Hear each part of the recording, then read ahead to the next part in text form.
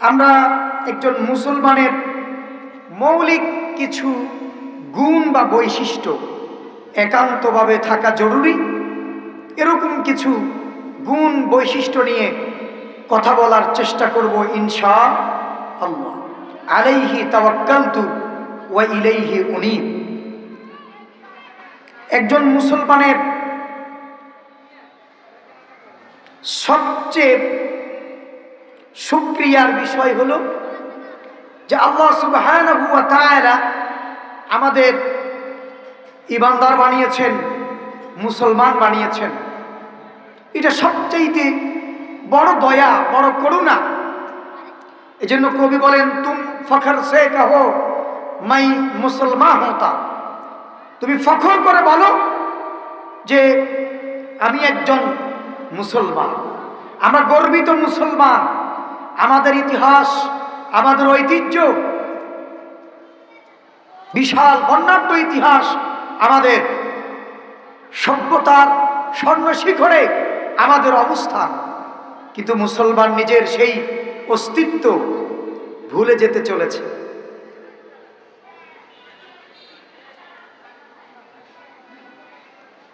মুসলমান তাদের ইতিহাস, ঐতিহ্য যদি আমরা পর্যালোচনা করি, তাম পৃথিবী একদিন মুসলমানরাই শাসন করেছে।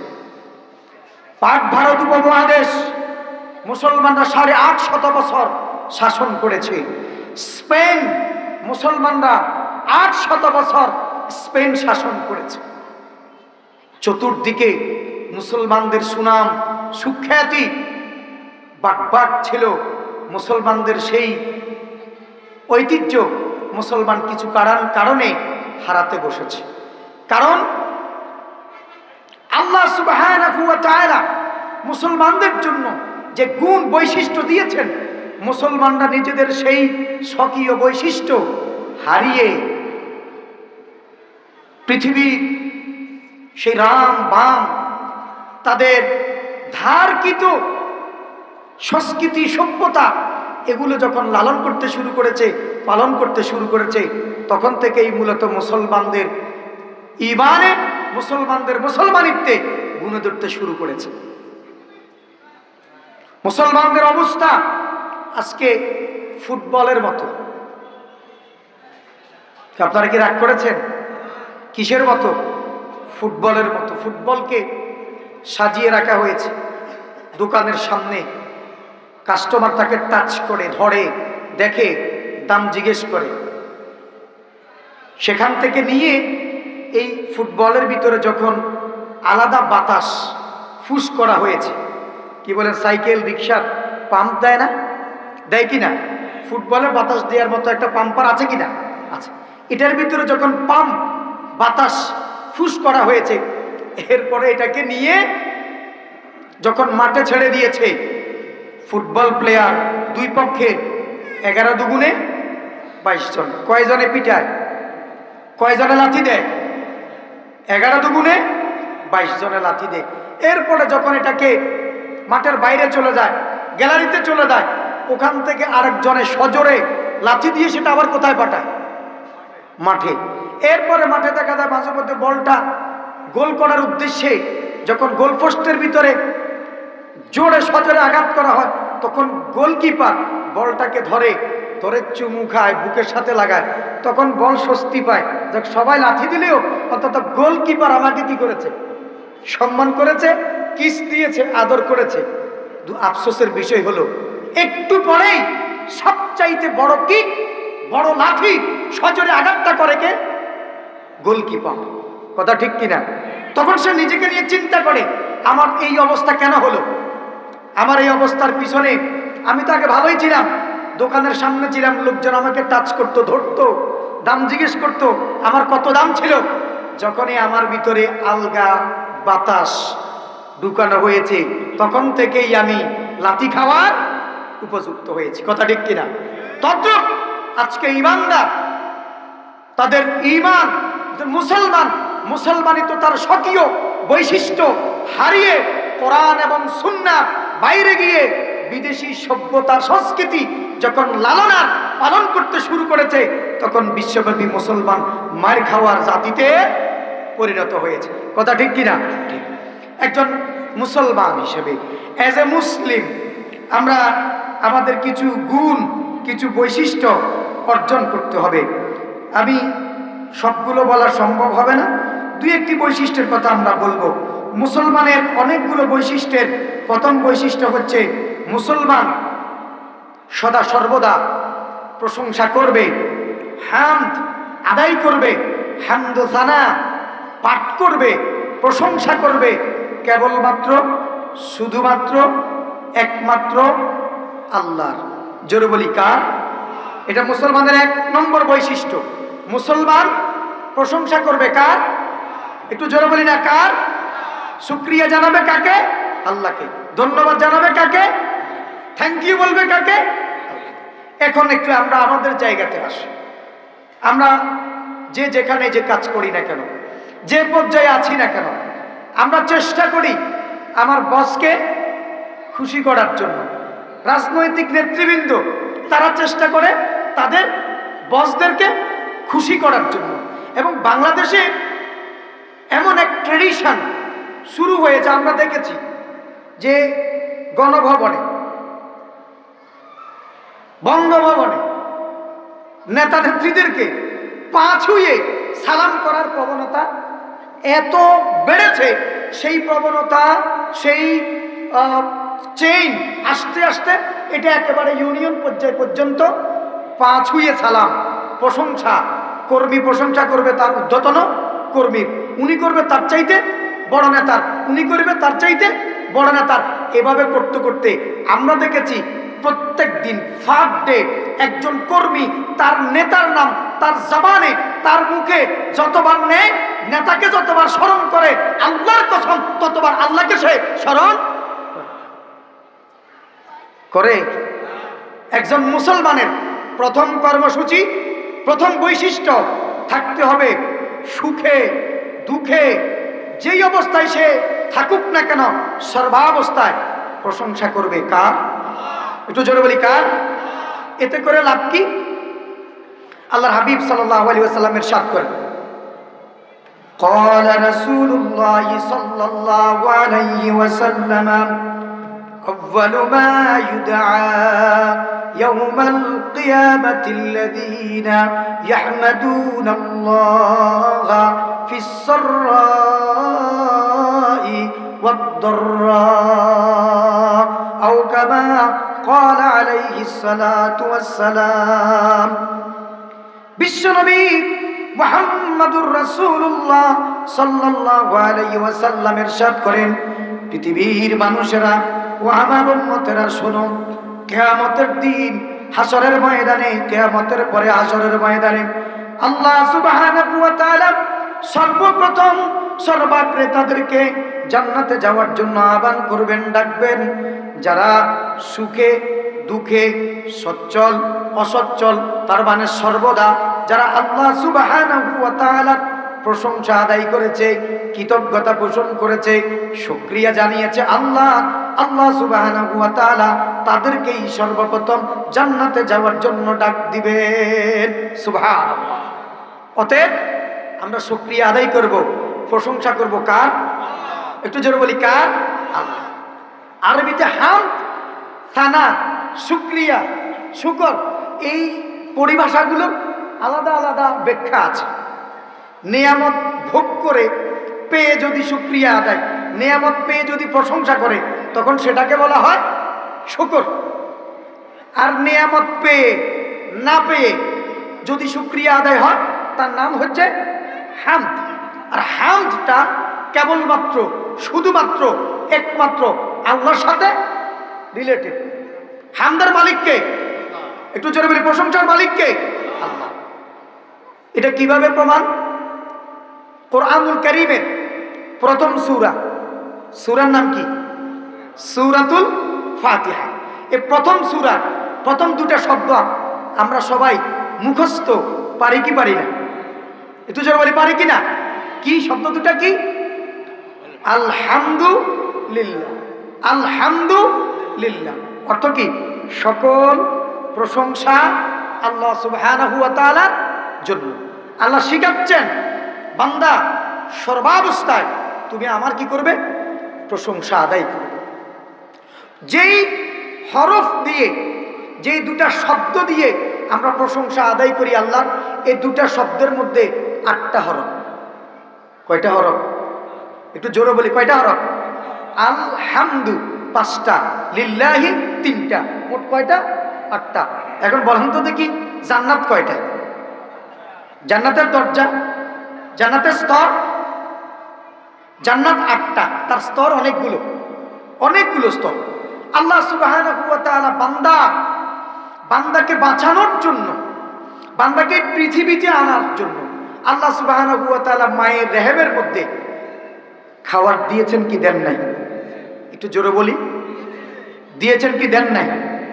কি খাবার?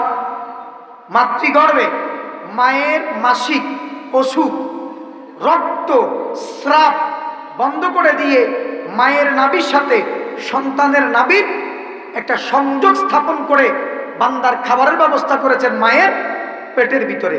আর এই খাবারের লাইনটা ছিল সিঙ্গেল। লাইনটা ছিল কি? সিঙ্গেল। সন্তান পৃথিবীতে আসবে, পৃথিবীতে আসা 6 মাস পূর্বে আল্লাহ সুবহানাহু ওয়া তাআলা মায়ের স্তনের ভিতরে তার জন্য খাবার প্রিপেয়ার করেছেন, প্রস্তুত করেছেন। আগে ছিল পেটের ভিতরে সিঙ্গেল, এখন পৃথিবীতে আসলে যেন এই সিঙ্গেল খাবার নয়, এটাকে আল্লাহ ডাবল করে দিয়েছে। সুবহানাল্লাহ, ডাবল। 6 মাস 1 বছর বাচ্চা যখন মায়ের দুধ খায়, মায়ের দুধ দিয়ে তার পেট ভরে না, তৃপ্তি হয় না, ক্ষুধা নিবারণ হয় না। এই জন্য আল্লাহ সুবহানাহু ওয়া তাআলা পৃথিবীতে 4 ধরনের খাবারের ব্যবস্থা করেছেন। জোরে বলি না সুবহান। কয় ধরনের খাবার? 4 ধরনের। কি কি? 1, মাকুলাত, শক্ত খাবার, গোশত, মাছ, ভাত ইত্যাদি ইত্যাদি জাতীয় যে খাবার, এরকম মাকুলাত বলা হয়, এটাকে শক্ত খাবার। 2 নম্বরে মাশরুবাত, তরল খাবার, দুধ, মধু, পানি ইত্যাদি। খাদারাওয়াত, শাকসবজি। 4 নম্বর সামারাত, ফল ফলাদি। বলেন তো দেখি, এর বাইরে আর কোনো খাবার আছে কিনা? যদি থাকে আপনারা একটু বলতে পারেন। আছে? তাহলে আল্লাহ রাব্বুল আলামিন মায়ের পেটে দিলেন সিঙ্গেল খাবার, জন্মের পরপর দিলেন কি? ডাবল খাবার। কিছুদিন পরে ডাবলকে আল্লাহ তাআলা রিডাবল করে দিয়ে পৃথিবীতে কয় রকমের খাবারের ব্যবস্থা করেছেন? একটু আঙ্গুল তুলিয়ে দেখাই। কয় রকমের খাবার? 4 রকমের খাবার দিয়েছেন আল্লাহ সুবহানাহু ওয়া তাআলা। এরপরে আল্লাহ সুবহানাহু ওয়া তাআলা তার হাবিবের মাধ্যমে ঘোষণা দেন, ও আমার হাবিব, আপনি বলে দেন আপনার উম্মতকে, আমার বান্দাদেরকে বলে দিন, তারা যারা এই 4 ধরনের খাবার খেয়ে আমি আল্লাহ আলহামদুলিল্লাহ বলে প্রশংসা আদায় করবে, আমি ওই 4টাকে ডাবল করে 8টা জান্নাতের তাদের জন্য ঘোষণা দিয়ে দিলাম। জোরে বলি না সুবহানাল্লাহ। তাহলে একজন ইমানদার, একজন মুসলমানের প্রথম করণীয় কি? কার প্রশংসা? একটু জোরে বলি, কার প্রশংসা? আল্লাহ। প্রশংসা কি আর কারো করা যাবে না? যাবে, আপনি করবেন তাদের প্রশংসা। মাল্লাম ইয়াশকুরিন নাস লাম ইয়াশকুরিল্লাহ। যে মানুষের কৃতজ্ঞতা পোষণ করে না, সে আল্লাহরও কৃতজ্ঞতা পোষণ করে না। তো মানুষকে মানুষের জায়গায় রেখে তাকে প্রশংসা করতে হবে, তার কৃতজ্ঞতা পোষণ করতে হবে। আল্লাহ সুবহানাহু ওয়া তাআলাকে সত্য সারায়েত ছাড়া সদা সর্বদা তার প্রশংসা আদায় করতে হবে। আল্লাহ তার সর্বদা প্রশংসা আদায় করার আমাদের তৌফিক দান করুন। সকলে বলে আমিন। আল্লাহ সুবহানাহু ওয়া তাআলা কেন প্রশংসা পাবেন? আল্লাহ সুবহানাহু ওয়া তাআলা ইরশাদ করেন, ফালিয়ানযুরিল ইনসানু ইলা তাআমি আন্না সাবাবনাল মা'a শাক্কা আন্না সাবাবনাল মা'a সাব্বা ثم شققنا الأرض شقا فأنبتنا فيها حبا وعنبا وقضبا وزيتونا ونخلا وحدائق غلبا আল্লাহু আকবার আল্লাহু আকবার। আল্লাহ বলেন ফালইয়ানজুরিল ইনসানু ইলা তাআমি, বান্দা যেন একটু লক্ষ্য করে একটু খেয়াল করে ইলা তাআমি, খাবারের দিকে। কিসের দিকে? খাবারের দিকে। আমরা কি কখনো চিন্তা করেছি যে এই খাবারটা আমরা গ্রহণ করি, এই খাবারটা কিভাবে কোন প্রক্রিয়ায় আমাদের কাছে আসে? আমরা কি কখনো চিন্তা করেছি? খাবারের মালিক কে? একটু জোরে বলে, রিজিকের মালিক কে? আমরা তো আমাদের এই 3.5 হাত বডির ছোট্ট একটা পেট, 1 পোয়া আদাসের বেশি খাইতে পারে না, এটার জন্য সে বেকার আর কত কাজ যে করে, কত কাজ, কত চুরি, কত ডাকাতি, কত ঘুষ, কত সুদ, কত দুর্নীতি এই ছোট্ট এই পেটটার শুধু তার তাড়াটা মিটানোর জন্য। অথচ আমরা কি খেয়াল করেছি পৃথিবীর সবচাইতে ছোট্ট প্রাণীটার নাম কি? পিপিলিকা। ছোট্ট প্রাণীটার নাম কি? পিপিলিকা। এই ছোট্ট পিপিলিকার খবর রাখেন কে? তার খাবারটা দেন কে? সবচাইতে বড় প্রাণী হাতি, তার খাবারের ব্যবস্থা করেন কে? একটা বাঘ প্রত্যেক দিন তার সকাল সন্ধ্যায় 2 মণ গোশত লাগে, তার ব্যবস্থা করেন কে? আল্লাহ। একটা নীলতিমি যার ওজন, ছোট্ট একটা নীলতিমি যার ওজন 12,000 টন, এবং যে তার পাওয়ার হাউসে 6,000 গ্যালন পানি জমা রাখতে পারে, এই বিশাল 12,000 টন বিশিষ্ট এই তিমির খাবারের ব্যবস্থা কে করেন? আমরা কি চিন্তা করেছি? আমি তো আমার 2 লোকমা 3 লোকমা খাওয়ার জন্য বেকার। আল্লাহ বলেন ঠিক আছে, তুমি এই 3 লোকমা নিয়ে থাকো, তবে একটু খেয়াল করো। ফালইয়ানজুরিল ইনসানু ইলা তাআমি, এই খাবারটা কিভাবে যে তোমার কাছে আসে এটা কি তুমি চিন্তা করেছো? আমরা কি করেছি? বীজ দিয়েছেন কে? আল্লাহ। বীজটা জাস্ট কি করেছি? বপন করেছি। আল্লাহ বলেন তুমি যে মাটির ভিতরে বীজটা বপন করেছো বা রোপণ করেছো, আনতুম তাজরাউনাহু আম নাহনুজ জারিউন, এটা কি তুমি চাষ করেছো না আমি চাষ করেছি? আল্লাহ প্রশ্ন করতেছেন কে করেছে কাজটা? এই বীজটাকে অঙ্কুরিত করা, সেখান থেকে চারা গাছ উদ্ভূত করা, বের করা, তারপরে সেটা বিশাল মহী আকারে রূপ ধারণ করা, সেখানে ফল হওয়া, ফসল হওয়া, এই কাজগুলো কে করেন? একটু জোরে বলি না? কবি বলেন কি চমৎকার করে কবি বলছেন, উনজুর লিতিলকা শাজারাতি যাতিল বুসুদিন নাদরা কাইফা নামাত মিন হাববাতিন ওয়া কাইফা সারাত শাজারা। তুমি কি খেয়াল করেছো? উনজুর লিতিলকা শাজারাতি যাতিল বুসুদিন নাদরা, তাকিয়ে দেখো ওই সবুজ বৃক্ষের দিকে, এটাকে পত্র পল্লবে সুশোভিত করেছে কে? একটু জোরে বলি আল্লাহ। আমি ধানটা বপন করেছি, সেখান থেকে অনেকগুলো গাছ হয়েছে, অনেকগুলো শীষ বের হয়েছে, এরপরে সেই ধানগুলো কৃষক তার পিছনে শ্রম দিয়েছে, গাম দিয়েছে, এক শ্রেণী কাজ করেছে, একটা পর্যায়ে যাওয়ার পর এগুলোকে কাটা হয়েছে, এরপরে আবার সেখান থেকে ছড়াকে ছাড়ানো হয়েছে, বাড়িতে আনা হয়েছে, সেদ্ধ করা হয়েছে, রাইস মিলে নেওয়া হয়েছে, চাল ভাঙানো হয়েছে, পাতিলে তোলা হয়েছে, গরম পানি দিয়ে সিদ্ধ করা হয়েছে, এ সব প্রক্রিয়াজাত করে তারপরে আমার হাতে উঠেছে। হাতে উঠার পরে আমি দিয়েছি কোথায়? এই যে মাঝখানে একটা বিশাল কর্মযজ্ঞ, অনেক মানুষের কন্ট্রিবিউশন, এ সব কিছু কে করেছে? একটু জোরে বলি না কে করেছেন? আল্লাহ। এরপরে বলেন বান্দা তুমি কি আমার প্রশংসা আদায় করবে না? এই যে তুমি ফল ফসলের কথা বলছি, এটার জন্য আমি কি করেছি একটু দেখো।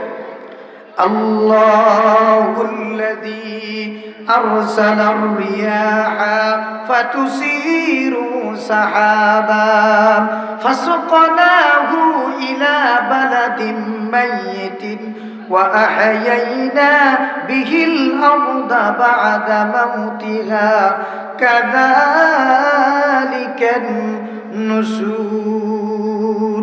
আল্লাহ তাআলা বলেন সূর্যের প্রখর তাপ যখন সাগরের পানির উপর, নদ নদীর পানির উপর, জলাশয়ের উপর পড়ে, সেখান থেকে বাষ্পীয় আকারে সাগরের পানিগুলো, জলাশয়গুলো, জমিনের জলাশয় পানিগুলোকে মেঘমালা বানিয়ে আমি আকাশে তুলে নেই।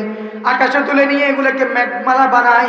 এরপরে মেঘগুলোকে আমি অর্ডার করি, ফাসুকনাহু ইলা বালাদিন মাইয়িতিন ওয়া আহইয়াইনা বিহিল আরদা বাদা মাউতিহা কাযালিকান নুশুর।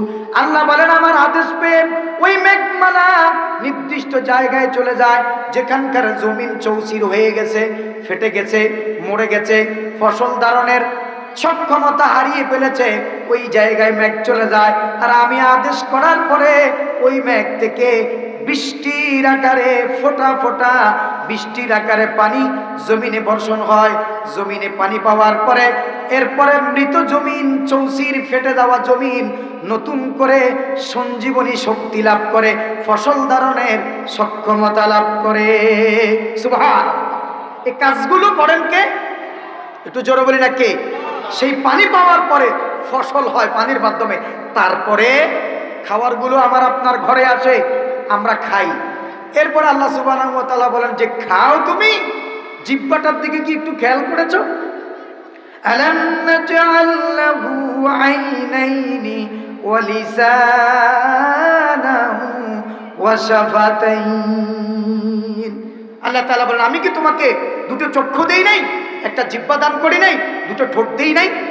জিহ্বার কথাটা বলেছে আল্লাহ তাআলা কেন? যেই জিহ্বা দিয়ে আমরা খাবারের স্বাদ আস্বাদন করি, যেই জিহ্বার নাড়াচাড়া করলে শব্দ ভোকাল তৈরি হয়, শব্দ বের হয়, আওয়াজ বের হয়, এই জিহ্বাটা নিয়ে কি একটাবার গবেষণা করেছো? একটাবার চিন্তা করেছো? এই জিহ্বা, এখানে ছোট্ট এই জিহ্বার মধ্যে আল্লাহ সুবহানাহু ওয়া তাআলা কোষ দিয়েছেন, আস্বাদন কোষ, সেল কোষ দিয়েছেন স্বাদ নেওয়ার জন্য। ছোট্ট জিহ্বার মধ্যে 50,000 সেল দিয়েছেন আল্লাহ। আল্লাহু আকবার। কত সেল? এক একটা সেলের, সেল মানে হচ্ছে অনুভূতি কোষ, এটার ইংরেজি হচ্ছে সেল, অনুভূতি। দেখবেন কান টানলে ব্যথাটা একরকম, পেটের চামড়া টানলে ব্যথাটা আরেক রকম, নাকের উপর আঘাত হলে ব্যথাটা আরেক রকম। এগুলো এই যে তারতম্য ব্যথা কি জন্য হয়?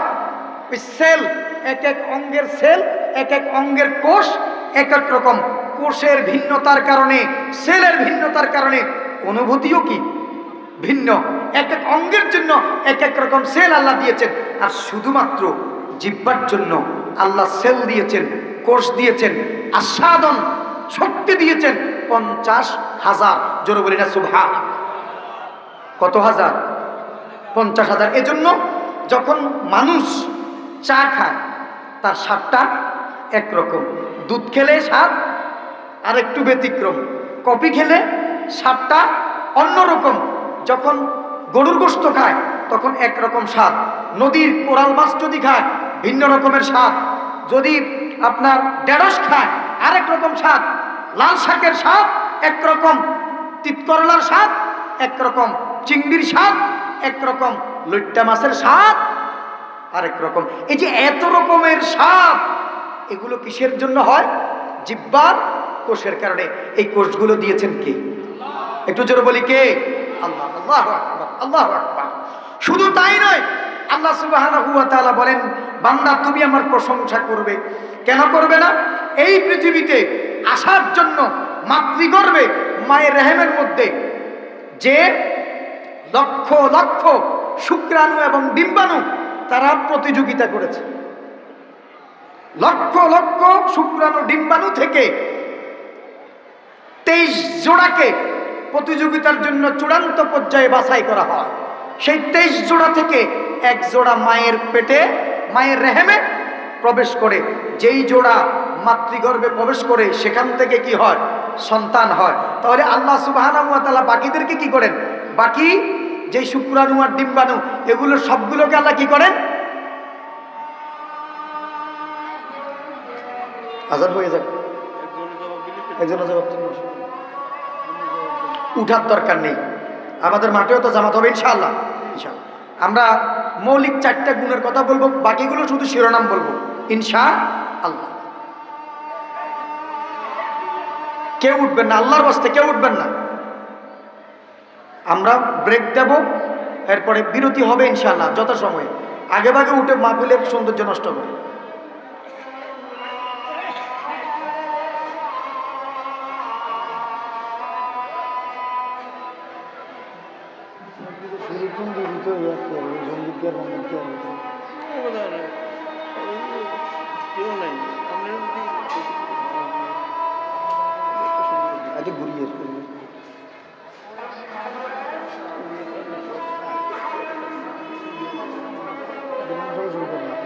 বলছিলাম আমরা যে আল্লাহ সুবহানাহু ওয়া তাআলা মাতৃগর্ভে 23 জোড়া ক্রোমোজোম থেকে এক জোড়াকে প্রতিযোগিতায় বিজয়ী করেছেন। যে বিজয়ী হয়েছে ওই জোড়া থেকে সন্তান হয়েছে, সেই প্রতিযোগিতায় ফার্স্ট হওয়ার সুযোগ দিয়েছেন কে? বাকিদেরকে ডিস্ট্রয় করে পৃথিবীর মুখ দেখা সুযোগ করে দিয়েছেন, সুবর্ণ সুযোগ দিয়েছেন আমার রব, আমার আল্লাহ। অত প্রশংসা হবে, কথা ঠিক কিনা? আমরা কান দিয়ে শুনি, প্যারায় হাজরিন, কান দিয়ে শুনি। আমরা কি জানি আমার এই কানের ভিতরে আল্লাহ সুবহানাহু ওয়া তাআলা ইথার যন্ত্র ফিট করে দিয়েছেন, যেই যন্ত্র দিয়ে আমি ডিফারেন্ট সাউন্ড শুনতে পারি। যে কমপক্ষে বলা হচ্ছে 2 লক্ষ ইথার আল্লাহ তাআলা এখানে ফিট করেছেন। 2 লক্ষ শব্দ বিভিন্ন রকমে এখানে ঢুকার, আল্লাহ শোনার আল্লাহ তাআলা সুযোগ দিয়েছেন। এবং শব্দগুলোকে ইন্ডিভিজুয়াল আলাদাভাবে যেন বুঝতে পারে, শুনতে পারে, সেজন্য ডিফারেন্টাল দিয়েছেন আমার 2 লক্ষ। সাউন্ডগুলো নসেট, সব সাউন্ড, সব আওয়াজ একরকম হয়ে যাবে। কাকের আওয়াজ একরকম, কোকিলের আওয়াজ একরকম, গরুর আওয়াজ একরকম, ছাগলের আওয়াজ একরকম, দেবরের আওয়াজ একরকম, বাসুরের আওয়াজ একরকম, বাবার আওয়াজ একরকম, স্বামীর আওয়াজ একরকম। আলাদাভাবে শোনার জন্য সাউন্ড সিস্টেম ঠিক করে দিয়েছেন, ডিফারেন্টাল দিয়েছেন। এক কানের ভিতরে 1 লক্ষ করে, 2 কানে 2 লক্ষ। আল্লাহু আকবার। এ সব কিছু দিয়েছেন কে? একটু জোরে বলি, কে? আল্লাহ। তো প্রশংসা হবে কার? প্রশংসা হবে কার? একটু জোরে বলি না আলহামদুলিল্লাহ। নাকি শুধু নেতা নেত্রীর প্রশংসা চলবে? প্রশংসা চলবে কার? শুধু বসের না আল্লাহ? আল্লাহ। সর্বাবস্থায় প্রশংসা চলবে কার? আল্লাহ। এটা 1 নাম্বার একজন মুসলমানের বৈশিষ্ট্য। 2 নাম্বার মৌলিক বৈশিষ্ট্য হচ্ছে, একদিকে যেরকম সে আল্লাহর প্রশংসা আদায় করবে, অন্যদিকে আল্লাহ সুবহানাহু ওয়া তাআলাকে ভয় করে চলার নীতি অবলম্বন করবে। অন্তরে ভয় থাকবে কার? আল্লাহ সুবহানাহু ওয়া তাআলা কোরআনুল কারীমের শুরুতে প্রশংসার কথা বলেছেন, আলহামদুলিল্লাহি রাব্বিল আলামিন। এটা আল্লাহর পরিচয়। আর রহমানির রহিম, আল্লাহ তাআলা দয়াময়, তিনি অসীম দয়ার মালিক। এরপরে কিন্তু আল্লাহ তাআলা নিজের আরেকটা পরিচয় দিয়েছেন। কি পরিচয়? মালিকি ইয়াউমিদ্দিন। যে আল্লাহ সুবহানাহু ওয়া তাআলা is the master of the day of judgment. আল্লাহ সুবহানাহু ওয়া তাআলা তিনি বিচার দিবসের মালিক। এই কথা বলার মানে কি? অর্থাৎ দুনিয়াতে জীবন চলার সাথে সাথে, বাঁকে বাঁকে, পরতে পরতে, সর্বক্ষেত্রে তুমি একজনকে স্মরণ রাখবে। তিনি কে? একটু জোরে বলি, তোমার সব কাজ কেউ না দেখুক, কিন্তু একজনে দেখে। তিনি কে? আল্লাহ। এই কথাটা বোঝানোর জন্য আল্লাহ কোরআনুল কারীমে একটা দামি আয়াত দিয়েছেন, যার উপরে আর কোনো দামি আয়াত নেই। সে দামি আয়াতের নাম কি? আয়াতুল কুরসি। সূরাতুল বাকারার 255 নম্বর আয়াত, আয়াতুল কুরসি। তো আয়াতুল কুরসিটা শুরু হয়েছে কি দিয়ে? আল্লাহু লা ইলাহা ইল্লা হুয়াল হাইয়ুল কাইয়্যুম লা তা'খুযুহু সিনাতুন ওয়ালা নাওম। আল্লাহু লা ইলাহা ইল্লা হুয়াল হাইয়ুল কাইয়্যুম। সেই মহান সত্তা, তিনি চিরঞ্জীব, তিনি চিরশাশ্বত। লা তা'খুযুহু সিনাতুন ওয়ালা নাওম। ঘুম তো আসা দূরের কথা, যাকে তন্দ্রাও আচ্ছন্ন করতে পারে ঘুমের 6-7টা পর্যায় আছে। ঘুমের একেবারে সর্বশেষ পর্যায় হচ্ছে মউত, মৃত্যুটাও একটা ঘুম। এরপরে বান্দা আর কি হতে পারে না, জাগ্রত হতে পারে না। আবার ঘুম যেটা যেটাকে ঘুম বলি, এটা হচ্ছে এরপরে মানুষ কিন্তু কি হয়, জাগ্রত হয়। সিনাতুল মানে হচ্ছে তন্দ্রা আসা, জীবনী আসা, ঘুম ঘুম ভাব। আল্লাহর ঘুম আসা তো দূরের কথা, তন্দ্রাও কি আসে না। তার মানে তাম পৃথিবীর সব কিছু তার তত্ত্বাবধানে, তার চোখের অন্তরাল কোনো কিছুই হতে পারে না। তাসকুতু মিন ওয়ারাকাতিন ইল্লা ইয়ালামুহা, যে আল্লাহ বলেন আল্লাহ তাআলা তার অবগতির বাইরে গাছের একটা শুকনো পাতাও ঝরে পড়ে না। আল্লাহু আকবার, তিনি সবকিছু পর্যবেক্ষণে রেখেছেন। অতএব আমরা যে যেখানে যা কিছু করি না কেন, রমজান মাস আসলে আল্লাহকে দিনের বেলা না খেয়ে বুঝায়, আল্লাহ আপনি দেখতেছেন এজন্য খাচ্ছি না। রমজানের বাইরে গিয়ে ওই শিক্ষাটা, আল্লাহ তো সব দেখতেছেন, এই শিক্ষাটা রমজানের বাইরে আমরা কিন্তু ভুলে যাই। তখন সুদ, ঘুষ, দুর্নীতি, আরো যা যা অন্যায় অপরাধ আছে এগুলো দেদারসে করি, একটু অন্তরে কিন্তু ভয় থাকে না। অথচ একজন ইমানদার, একজন মুসলমানের মৌলিক দ্বিতীয় গুণ বা বৈশিষ্ট্য হচ্ছে সে আল্লাহ সুবহানাহু ওয়া তাআলাকে সদা সর্বদা ভয় করে চলার নীতি অবলম্বন করবেন। কয়টা গুণ বলেছি? দুইটা গুণ। 3 নাম্বার গুণ, একজন ইমানদারের, একজন মুসলমানের তৃতীয় নাম্বার মৌলিক গুণ হচ্ছে সে ভারসাম্যপূর্ণ জীবন যাপন করবে। জোরে বলি না সুবহানাল্লাহ। মধ্যম পন্থা অবলম্বন করবে। কি পন্থা? মধ্যম পন্থা। والذين إذا أنفقوا لم يسرفوا ولم يقتروا وكان بين ذلك قواما। ইমানদার সে হাত খুলে, হাত প্রশস্ত করে সব ব্যয় করে ফেলবে না, আবার হাতটাকে সংকুচিতও করে রাখবে না, বরং কি করবে? মধ্যম পন্থা অবলম্বন করবে সব ক্ষেত্রে। এটা শুধু খরচের ক্ষেত্রে নয়, ইবাদতের ক্ষেত্রেও। এমন কিছু লোককে আমরা দেখি মাঝে মধ্যে রাতে দিনে নফল, তাহাজ্জুদ ইত্যাদি ইত্যাদি এত বেশি আমল করে, কিছুদিন পরে দেখা যায় অল্প সময়ের ব্যবধানে কি হয়ে যায়? অসুস্থ হয়ে যায়। কি হয়ে যায়? রসুল এভাবে একেবারে একচেটিয়া ঘুম সহ বিশ্রাম, রেস্ট ইত্যাদি বাদ দিয়ে শুধু ইবাদতে কাটানোর জন্য রসুল এভাবে বলেন নাই, বরং বলেছেন বিশ্রাম নিতে হবে। রসুলের কাছে এসে বলেন, ইয়া রাসূলুল্লাহ আপনি অনুমতি দেন, বিয়ে শাদী আর কিচ্ছু করব না। কেন? এত ইবাদত করতে হয়, ইবাদত করতে গেলে বউকে সময় দিতে পারবো না, পরিবারকে সময় দিতে পারবো না, অতএব আমি বিয়ে শাদী পরিবার করব না, আমি শুধু ইবাদত নিয়ে থাকবো। রসুল বলেন, আমি তো বিশ্বনবী, আমার পরিবার আছে, স্ত্রী আছে, আমি পরিবার চালাই, সংসার চালাই, সমাজ চালাই, রাষ্ট্র চালাই, কোথাও তো কোনো সমস্যা হয় না। তা সব কিছুর মধ্যে ব্যালেন্স করতে হবে, মধ্যম পন্থা অবলম্বন করতে হবে।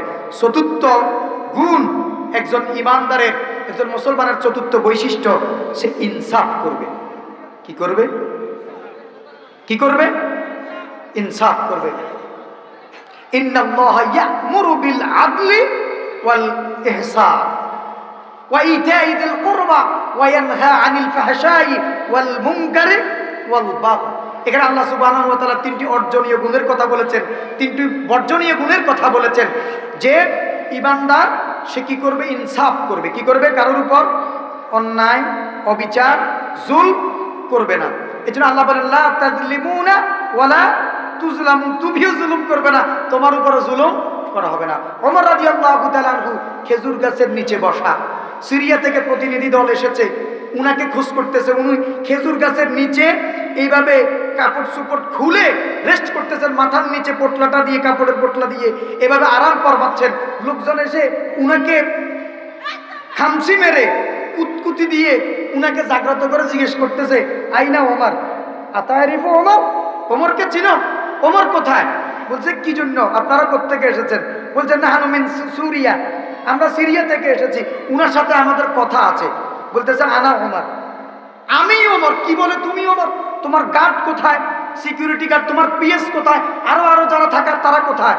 বলছে, আমার এদের লাগে না, আমি আল্লাহ ছাড়া কাউকে ভয় করি না। তো তারা একটা সুন্দর উদ্ধৃতি দিয়েছে, ওমর আদালতা ফানিমতা, ওমর তুমি ন্যায় বিচার করেছো, তুমি ইনসাফ কায়েম করেছো, তোমার কোনো ভয় নেই, তোমার কোনো চিন্তা নেই।